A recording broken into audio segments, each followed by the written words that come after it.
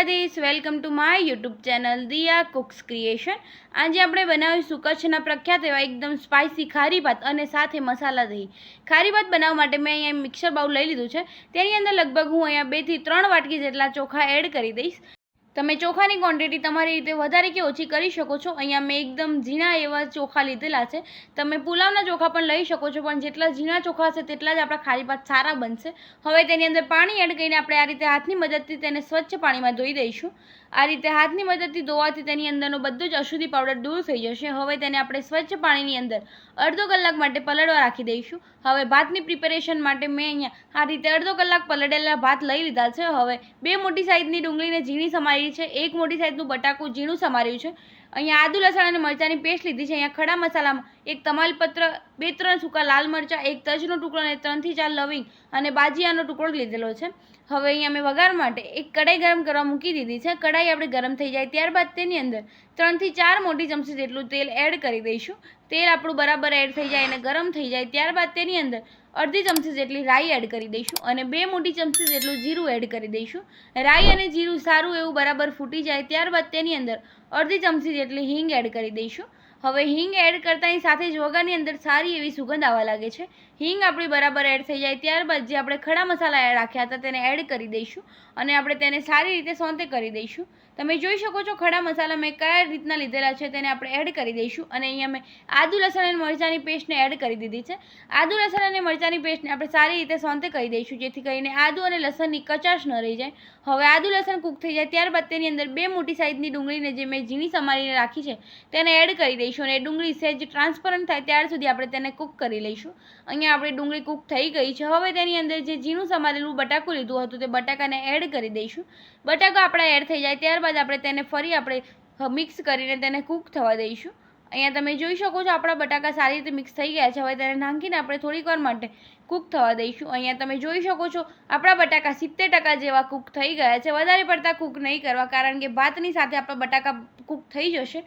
હવે આપણે તેની અંદર જે ધોયેલા ચોખા હતા તે ચોખાને એડ કરી દઈશું અને ચોખાને આપણે સારી રીતે મસાલાની અંદર મિક્સ કરી દઈશું। તમે જોઈ શકો છો હું જે પ્રકારે મિક્સ કરી રહી છું તે જ રીતે આપણે મિક્સ કરીને અંદર આપણે મસાલા કરી દઈશું। હવે મસાલામાં 2 મોટી ચમચી જેટલું તીખું લાલ મરચું એડ કરી દઈશું, અડધી ચમચી જેટલી હળદર એડ કરી દઈશું। હળદર તમે જોઈ શકો છો અડધી ચમચી જેટલી એડ થઈ જાય ત્યારબાદ તેની અંદર 1 મોટી ચમચી જેટલો ધાણા જીરાનો પાવડર એડ કરી દઈશું। હવે તેની અંદર ટેસ્ટ પ્રમાણે મીઠું એડ કરી દઈશું અને 1 મોટી ચમચી જેટલો ગરમ મસાલો પાવડર એડ કરી દઈશું। ગરમ મસાલો તમે કોઈ પણ બ્રાન્ડનો યુઝ કરી શકો છો। હવે બધા જ મસાલાને આપણે સારી રીતે મિક્સ કરી લઈશું। તમે જોઈ શકો છો અહીં આપણા મસાલા સારી રીતે ભાતની અંદર મિક્સ થઈ ગયા છે।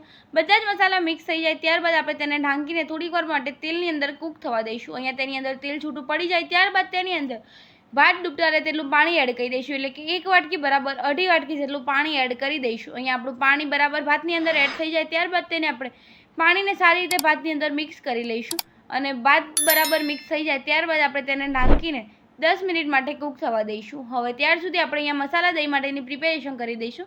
અહીંયા મેં વજનમાં 500 ગ્રામ જેટલું દહીં લઈ લીધું છે, તેની અંદર અડધા ગ્લાસ જેટલું પાણી એડ કરી દઈશું।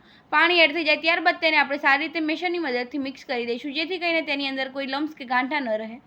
હવે બરાબર ફેટાઈ જાય ત્યારબાદ તેની અંદર મસાલામાં અડધી ચમચી જેટલી હળદર એડ કરી દઈશું। હળદર એડ થઈ જાય ત્યારબાદ તેની અંદર 1 મોટી ચમચી જેટલું તીખું લાલ મરચું એડ કરી દઈશું। મરચું એડ થઈ જાય ત્યારબાદ 1 ચમચી જેટલો ધાણા જીરા પાવડર એડ કરી દઈશું અને ટેસ્ટ પ્રમાણે મીઠું એડ કરીને આપણે તેને ફરી એકવાર મેશરની મદદથી મિક્સ કરી દઈશું। મેશરની મદદથી મિક્સ કરવાથી તેની અંદર કોઈ જ પ્રકારના ગાંઠા કે લમ્સ નહીં રહે। અહીંયા તમે જોઈ શકો છો આપણું બરાબર ફેટાઈને અને મસાલાવાળું દહીં સારું એવું તૈયાર થઈ ગયું છે। હવે તેને વઘારવા માટે મેં એક કઢાઈ ગરમ કરવા મૂકી દીધી છે। કઢાઈ ગરમ થાય ત્યારબાદ તેની અંદર 1 ચમચી જેટલું તેલ એડ કરી દઈશું।